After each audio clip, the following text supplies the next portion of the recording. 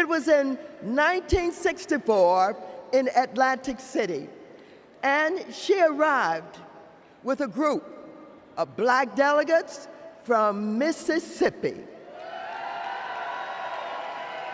And she simply asked that her delegates be seated in place of the state's all-white delegation.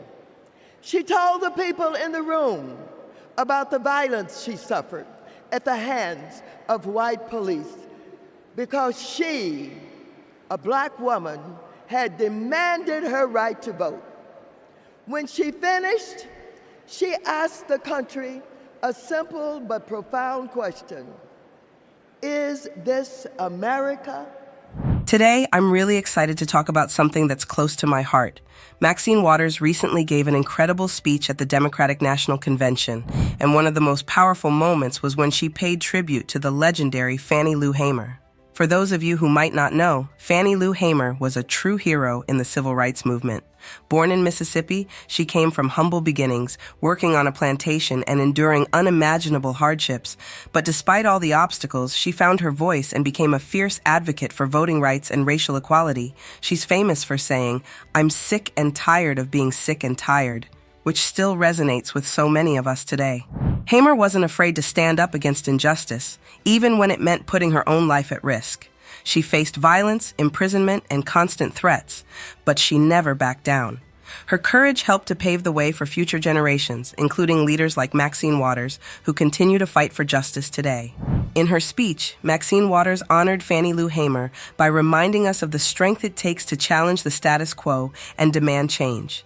It was a powerful moment that really hit home for me because Hamer's legacy is a reminder that one person's voice can make a huge difference.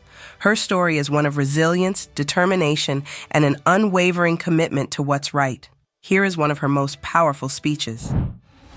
The seating of the delegation from the Mississippi Freedom Democratic Party has political and moral significance far beyond the borders of Mississippi or the halls of this convention.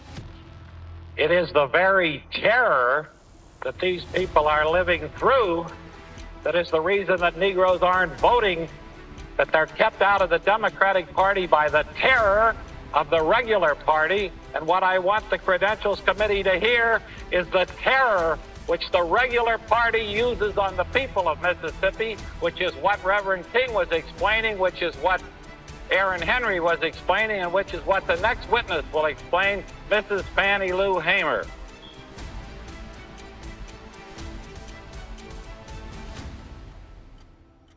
Mr. Chairman, and to the Credentials Committee, my name is Mrs. Fannie Lou Hamer, and I live at 626 East Lafayette Street, Ruleville, Mississippi.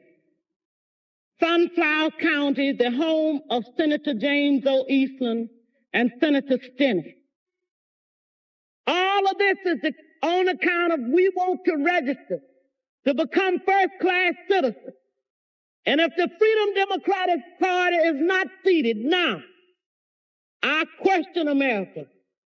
Is this America, the land of the free and the home of the brave, where we have to sleep with our telephones off of the hook because our lives be threatened daily, because we want to live as decent human beings in America?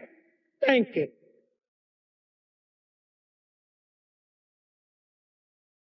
Oh. Hello, delegates.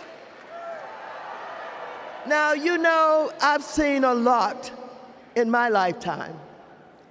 I was just 22 years old when Fannie Lou Hamer made her presence known at another Democratic convention.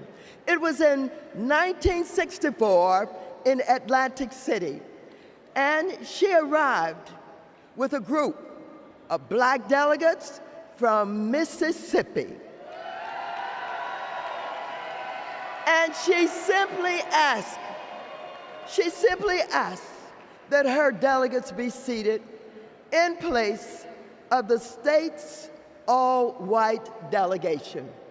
She told the people in the room about the violence she suffered at the hands of white police because she, a black woman, had demanded her right to vote.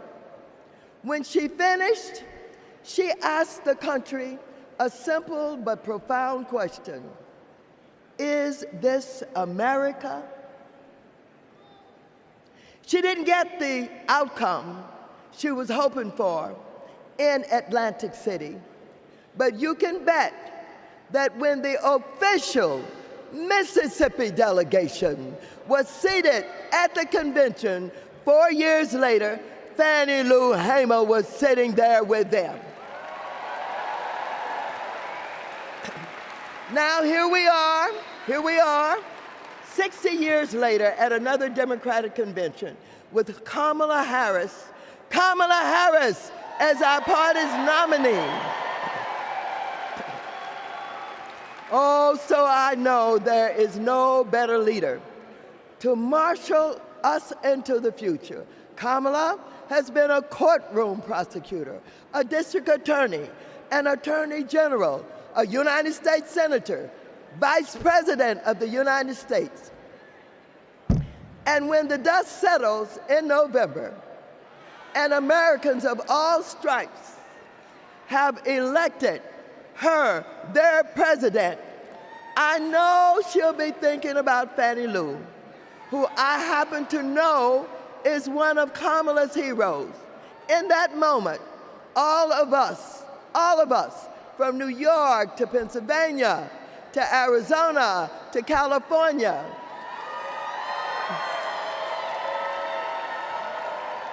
we can ask ourselves, is this America? And we will be able to say loudly and proudly, you're damn right it is.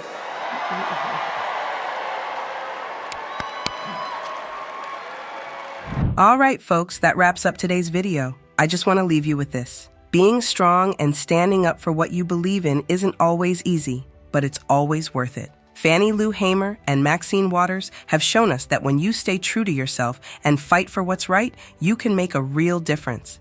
So no matter what anyone else thinks, don't be afraid to speak your truth and stand your ground. The world needs more people like that. Thanks for watching, and don't forget to like, comment, and subscribe for more.